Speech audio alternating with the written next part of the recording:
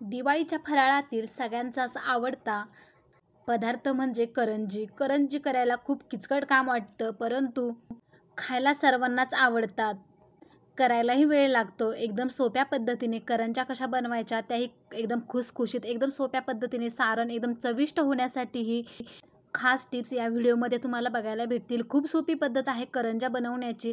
एकदम खुसखुशीत या करंज्या होतात. सारण अगदी सोपं आहे करायला. खूप सोपी पद्धत आहे या करंज्या बनवण्याची. नक्की या सोप्या पद्धतीने तुम्ही या दिवाळीला या करंज्या नक्की बनवून बघा.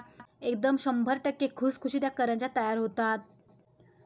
तर बघू शकता, तुम्हाला दिसत असतील किती छान या करंज्या झालेल्या आहेत. एकदम खुसखुशीत आहेत आणि यामध्ये आपण दुधाचा वापर अजिबात केलेला नाही, त्यामुळे या करंज्या ज्या आहेत त्या महिनाभर सहज टिकतात. खूप सोपी पद्धत आहे बनवण्याची. बघू शकता किती खुसखुशीत या करंज्या झालेल्या आहेत.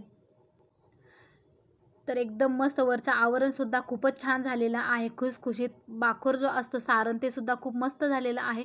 चला तर मग लगेच व्हिडिओला सुरुवात करूयात. इथे मी एक गट्टा खोबऱ्याचा घेतलेला आहे, म्हणजे पूर्ण अख्खं मी इथे किसून घेतलेलं आहे किसणीवरती.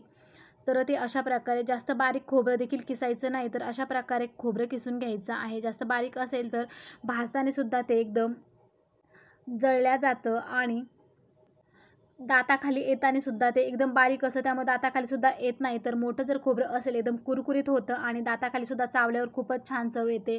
तर सगळं खोबरं मी एका डब्यामध्ये भरून घेतलेलं आहे. एक छोटा डब्बा आहे म्हणजे मीडियम साईजचा, तो पूर्ण फुल भरून दाबून मी भरलेला आहे. तो एवढं खोबरं घेतलेलं आहे, म्हणजेच एक गट्टा खोबऱ्याचा मी किसून घेतलेला आहे. त्यानंतर इथे 2 चमचे इथे खसखस घेतलेली आहे. आता याच डब्याने आपण सगळं माप घेणार आहोत करंजीचं. तर आता एक डब्बा खोबरं घेतलेलं आहे, त्याच डब्याने अर्धा डब्बा इथे मी बारीक रवा घेतलेला आहे. करंजीसाठी रवा वापरताना बारीकच रवा वापरायचा. त्यानंतर गॅसवरती कढाई ठेवून घेतलेली आहे. त्यामध्ये खसखस टाकून घ्यायची आणि खसखस आपल्याला भाजून घ्यायची आहे. जास्त लालसर करायची नाही, तर थोडीशी भाजायला लागली की लगेच काढून घ्यायची.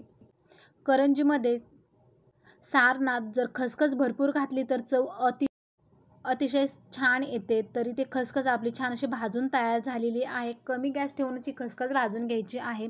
तर आता मी लगेच काढून घेणार आहे. आता याच कढाईमध्ये आपण खोबरं टाकून घेणार आहोत. खोबऱ्यामध्ये अजिबात तूप किंवा तेल कशाचाही वापर करायचा नाही. खोबऱ्यामध्ये अगोदरच तेल असतं, त्यामुळे त्याच तेलामध्ये खोबरं छान असं कुरकुरीत भाजून तयार होतं. तर इथे सुद्धा कमी गॅस ठेवूनच आपल्याला खोबरं जे आहे ते छान असं खरपूस भाजून घ्यायचं आहे. जास्त लालसर करायचं नाही, तर थोडंसं कुरकुरीत व्हायला सुरुवात झाली की काढून घ्यायचं. कारण खोबऱ्याची कुकिंग प्रोसेस जी असते ती चालू असते, त्यामुळे काढून घ्यायचं आहे लवकरच. तर बघू शकता खोबरं आपलं छान असं भाजत आलेलं आहे. जे बारीक खोबरं होतं किसल्या गेलेलं ते जळायला सुरुवात होते, त्यामुळे खोबरं शक्यतो जाडसर किंवा अशा मोठ्या साईजमध्येच किसून घ्यायचं.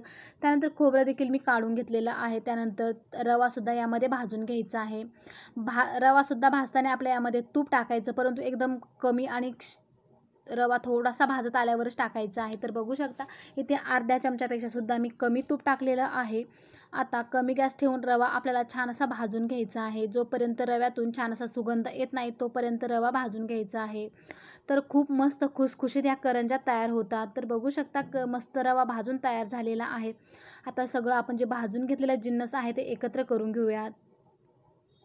तर आता आपल्याला यासाठी पिठी साखर लागणार आहे. जेवढा मी इथे रवा घेतलेला आहे तेवढंच मी इथे पिठी साखर तयार करून घेणार आहे. म्हणजे अर्धा डब्बा रवा घेतलेला आहे, तर अर्धाच डब्बा इथे पिठी साखर वापरणार आहे.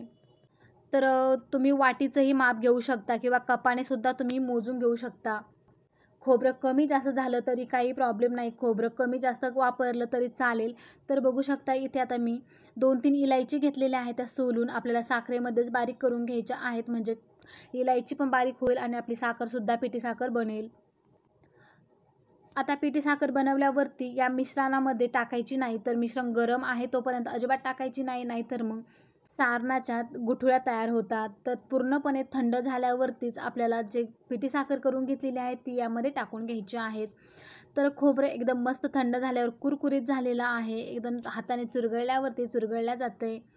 तर कोमट झालेलं आहे. आपण पिठी साखरसुद्धा इथे तयार करून घेतलेली आहे. तर आता हे थंड झाल्यावरती आपल्याला यामध्ये पिठी साखर टाकून घ्यायची आहे.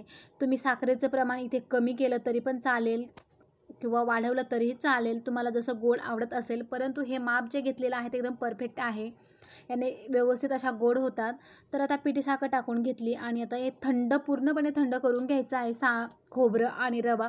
त्यानंतरच यामध्ये पिठी साखर टाकायची आहे, कारण साखरेला पाणी सुटतं आणि पाणी सुटल्यामुळे गरम मिश्रणामध्ये जर टाकलं तर त्याचे गोळे तयार होतात.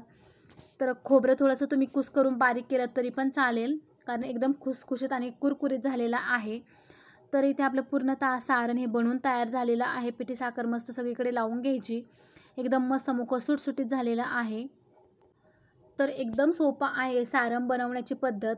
यामध्ये ड्रायफ्रूट्स तुमच्या आवडीनुसार तुम्ही टाकू शकता किंवा नाही टाकले तरीसुद्धा चालतात. आम्ही दरवर्षी याच पद्धतीने करंज्या बनवतो. एकदम चविष्ट आणि चवदार ह्या करंज्या तयार होतात.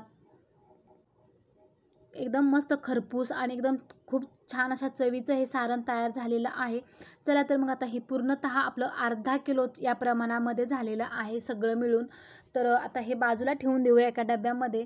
आता याच ताटामध्ये आपण मैदा मळून घेणार आहोत, म्हणजेच आपल्या करंजीचं जे आवरण आहे ते बनवून घ्यायचं आहे. तर इथे मी 2 कप जे आहे चहाचे कप, त्याने मी मैदा मोजून घेतलेला आहे. एवढ्या पिठामध्ये 50 ते 60 करंज्या सहज तयार होतात. तर आता यामध्ये एकदम चिमूटभर मीठ टाकायचं आहे, जास्त मीठ टाकायचं नाही. गोडाचा पदार्थ जर बनवायचा असेल तर थोडं जर मीठ जास्त झालं तर त्याची चव लगेच खारट येते. त्यानंतर कडकडीत तेलाचं मोहन टाकायचं. तर इथे मी 2 चमचे भरून कडकडीत गरम तेल टाकून घेतलेलं आहे. तेलामुळे छान अशा खुसखुशीत करंजीचं वरचं आवरण छान तयार होतं आणि जास्त दिवस टिकतं. तुम्ही इथे तुपाचा देखील वापर करू शकता. तुपाने सुद्धा एकदम छान अशा खुसखुशीत तयार होतात, परंतु तेलाने जास्त दिवस ह्या करंज्या टिकतात. तर आता थोडं पाणी टाकून आपल्याला हे पीठ जे आहे ते मळून घ्यायचं आहे. जास्त पातळ करायचं नाही, चपातीच्या पिठासारखं थोडंसं कडक ठेवायचं आहे, म्हणजे थोडंसं निब्बर आपलं हे पीठ ठेवायचं आहे. तर इथे थोडं पाणी टाकून मी पूर्णतः पीठ हे मळून घेणार आहे. त्यानंतर इथे दूध घ्यायचं आहे, थोडंसं आपला करंजी बनवण्यासाठी लागणार आहे. त्यानंतर एक साचा घेतलेला आहे मी करंजीचा. आपला बाखूर म्हणजेच आपलं सारण देखील तयार झालेलं आहे. पीठसुद्धा आपलं मळून झालेलं आहे. पीठ इथे मी 10 मिनिटांसाठी भिजवत ठेवलेलं होतं, म्हणजेच असंच ठेवून दिलं होतं झाकण ठेवून. चला तर मग आता लगेच करंजी बनवायला घेऊयात. पिठातला एक गोळा काढून घ्यायचा आणि इथे आपल्याला पुरीसारखी आपली ती पुरी बनवून घ्यायची आहे. जास्त जाडसर ठेवायची नाही, तर एकदम पातळ लाटायची आहे. त्यामुळे आपल्या ज्या करंज्या आहेत एकदम खुसखुशीत तयार होतात. जाडसर जर असेल तर कडक तयार होतात. तर खाली चिटकत असेल तर इथे पिठाचा वापर करून आलटून पलटून हे पीठ जे आहे ते आपलं छान असं इथे लाटून घ्यायचं आहे. खूपच मस्त आणि खुसखुशीत या करंज्या तयार होतात. खूप मस्त लागतात. बघू शकता किती पातळ अशी मी लाटून घेतलेली आहे. चला तर मग आता साचा घेऊयात. इथे मी करंजीचा साचा घेतलेला आहे. आता यावरती ही जी पुरी आपण बनवून घेतलेली आहे ती टाकून घ्यायची आहे. आता व्यवस्थित ही पुरी जी आहे आपली चपाती जी लाटून घेतलेली आहे आपण मैद्याची, ती टाकून घ्यायची आहे आणि एकदम अशी थोडीशी खोलगट करायची. यामध्ये आपल्याला जेवढं सारण मावेल तेवढं सारण यामध्ये टाकून घ्यायचं आहे. एकदम अलगद टाकायचं, नाहीतर या काठावरती जर सारण पडलं साच्याच्या तर करंजी फुटण्याची दाट शक्यता असते. त्यामुळे अशा प्रकारे चमचा दुसऱ्या साईडने अपोजिट साईडने करून आपल्या यामध्ये सारण टाकून घ्यायचं आहे. जेवढं सारण बसेल किंवा आपल्याला जेवढं आवडत असेल तेवढं सारण तुम्ही यामध्ये टाकून घेऊ शकता. त्यानंतर टाकल्यावरती असा उंच होतो सारणाचा जो भाग, तर थोडासा दाबून द्यायचा, म्हणजे आपण पुरीचा जो भाग इकडच्या साईडने घेणार आहे त्यानंतर पडणार नाही. त्यानंतर साईडने अशा प्रकारे आपल्या इथं दूध लावून घ्यायचं. दुधामुळे करंजी फुटत नाही. तर दूध लावून घेतलं, दुसरा भाग यावरती घेतलेला आहे आणि हाताने आपल्या इथे प्रेस करून घ्यायचं, म्हणजे करंजी एकदम व्यवस्थित सील होते, म्हणजेच बंद होते. तर हाताने दाब द्यायचा आहे, म्हणजे चिटकून बसते आणि एकदम छान अशी अजिबात फुटत नाही या करंज्या. जर तुमच्याकडे साचा नसेल तर तुम्ही ग्लासचा किंवा तांब्याचाही वापर करून अशा प्रकारे करंज्या नक्की बनवू शकता. तर इथे आपली पूर्णतः करंजी एक बनून तयार झालेली आहे. बघू शकता एकदम मस्त ही करंजी तयार झालेली आहे. जास्त वेळसुद्धा लागत नाही या करंज्या बनवण्यासाठी. त्यानंतर जो भाग एक्स्ट्राचा होता तो मी काढून घेतला. करंजी हातावरती काढून घेतली. बघू शकता किती छान असा आकार आलेला आहे करंजीचा. ह्या करंज्या जेव्हा आपण तेलामध्ये तळतो एकदम दुप्पट होतात. खूपच मस्त आणि खुसखुशीत होतात. मस्त टम्म फुगतात. तर बघू शकता अशाच स्वरूपाच्या मी सगळ्या करंज्या ज्या आहेत ते बनवून घेणार आहेत. तर तुम्ही एक खटी सगळ्या बनवून घेऊ शकतात किंवा मग थोड्या बनवून, जास्त प्रमाणामध्ये जर बनवायच्या असतील तर थोड्या बनवून मग तळू शकतात. कारण करंजी सुकली की फुटल्या जाते किंवा फुटण्याची दाट शक्यता असते. तर इथे मी निम्म्या करंज्या इथे बनवून घेतलेल्या आहे आणि आता ह्या मी तळून घेणार आहे. मी ऑलरेडी कढाई ठेवलेली आहे गॅसवरती, तेल टाकून गरम झालेलं आहे तेल. तर पूर्ण करंज्या बघू शकता एका आकारामध्ये सेम तयार झालेल्या आहेत. तर थोडासा यामध्ये पिठाचा गोळा टाकून बघायचा. पीठ जर अलगदवरती आलं तर आपलं जे तेल आहे एकदम मस्त व्यवस्थित तापलेलं आहे. जास्त कडकडीत देखील करू नका. तर आता यामध्ये थोडंसं पीठ टाकून बघितलं तर थोडंसं वरती आल्यावर मी लगेच सगळ्या करंज्या ज्या आहेत त्या तळून घेणार आहे. तर जेवढ्या कढाईमध्ये मावतील तेवढ्याच करंज्या टाकून घ्यायच्या आहेत आणि तळताना पलटण्याची जी दिशा आहे ती ज्या साईडने गोल आकार आहे ती साईड पलटून घ्यायची, म्हणजे व्यवस्थित पलटली जाते आणि सहज पलटते. तर बघू शकता आता इथे मीडियम गॅस ठेवून आपल्याला ह्या करंज्या ज्या आहेत त्या तळून घ्यायच्या आहेत. फुल गॅस ठेवून देखील तळू नका. फुल गॅस केला तर त्या नरम पडतात, कमी गॅसवरती तळल्या तर कडक होतात. मीडियम गॅसवरती तळल्या तर व्यवस्थित अशा ह्या करंज्या खुसखुशीत राहतात. तर बघू शकता मस्त करंज्याला कलर आलेला आहे. बदामी रंगावरती या करंज्या तळून घ्यायच्या आहेत. जास्त लालसर करायच्या नाहीत किंवा पांढऱ्यासुद्धा ठेवायच्या नाहीत. तर करंज्या पूर्णतः आपल्या इथे तळून तयार झालेल्या आहेत. बघू शकता कलर अप्रतिम आलेला आहे.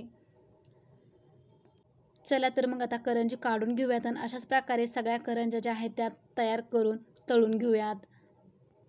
या सोप्या पद्धतीने नक्की करंज्या तुम्ही बनवून बघा. सारण एकदम मस्त झालेलं आहे. ड्रायफ्रूट्स नाही तरीसुद्धा खूपच चविष्ट हे सारण तयार झाले आहे. तर मी करंज्या काढून घेतलेल्या आहेत. त्यानंतर मी अजून करंज्या यामध्ये टाकून तळून घेणार आहे. खूप मस्त झालेल्या आहेत करंज्या, एकदम खुसखुशीत झालेल्या आहे. या दिवाळीतला हा पदार्थ नक्की बनवून बघा या पद्धतीने. तर अशाच प्रकारच्या सगळ्या लाटून मी कट करून घेतलेल्या आहे आणि तळून देखील घेतलेल्या आहेत. तर खूप सोपी पद्धत आहे करंज्या बनवण्याची. करंज्या सगळ्यांनाच आवडतात, परंतु केल्या की त्या पुरत देखील नाही. 2-3 करंज्या केल्या तर त्यातली एक जरी उचलली तरी करंज्या लगेच कमी झाल्यासारख्या वाटतात. तर आता मी सगळ्याच करंज्या अशा प्रकारे तळून घेणार आहे मीडियम गॅसवरती. तर एकदम मस्त आकारामध्ये तयार झालेले आहेत. काही मोठ्या नाहीत तर काही छोट्यासुद्धा नाहीत. एकदम सेम आकारामध्ये सगळ्या करंज्या ज्या आहेत त्या मस्त बनून तयार झालेल्या आहेत. सगळ्या करंज्या इथे मी तळून घेतलेल्या आहेत. तर कशी वाटली तुम्हाला ही करंजीची रेसिपी नक्कीच कमेंट्समध्ये सांगा. व्हिडिओ जर आवडला तर एक लाईक नक्की करा. या दिवाळीत तुम्ही देखील या सोप्या पद्धतीने करंज्या नक्की बनवून बघा. एकदम खुसखुशीत महिनाभर टिकणाऱ्या या करंज्या अगदी सोप्या आहेत करायला. तर दिसताना बघू शकता किती सुंदर दिसत आहेत. आकार देखील अप्रतिम आलेले आहेत. चला तर मग तुम्हाला मी एक करंजी तोडून देखील दाखवते. एकदम मस्त आहे. वरचं आवरण एकदम खुसखुशीत झालेलं आहे. अजिबात तेलकट देखील झालेल्या नाहीत. चला तर मग एक तोडून देखील दाखवते. किती खुसखुशीत झालेले आहे. वरचं आवरण जेवढं टेस्टी आणि एकदम मस्त खुसखुशीत झालेलं आहे तेवढं सारण देखील खूपच चविष्ट आहे. चला तर तुम्हाला एक तोडून देखील दाखवते मी. किती छान अशा झालेल्या आहे बघू शकता. बोटाने टोचल्यावर लगेच तुटली जाते, इतकी खुसखुशीत ही करंजी तयार झालेली आहे. खूपच मस्त कलर देखील अप्रतिम आलेले आहेत. बदामी रंगावरतीच तळून घ्यायच्या. जास्त लालसरसुद्धा चांगल्या वाटत नाही किंवा पांढऱ्यासुद्धा चांगल्या वाटत नाहीत. बघू शकता किती मस्त झालेल्या आहेत. गरमागरम देखील छान लागतात, थंड झाल्यावर सुद्धा छान लागतात. चला तर मग दिवाळीचा एक पदार्थ तर इथे बनून तयार झाला. पुढचाही पदार्थ आपण लवकरच घेऊन येणार आहोत. त्यासाठी चॅनलला नक्की सबस्क्राईब करून ठेवा. चला तर भेटूयात पुढच्या व्हिडिओमध्ये.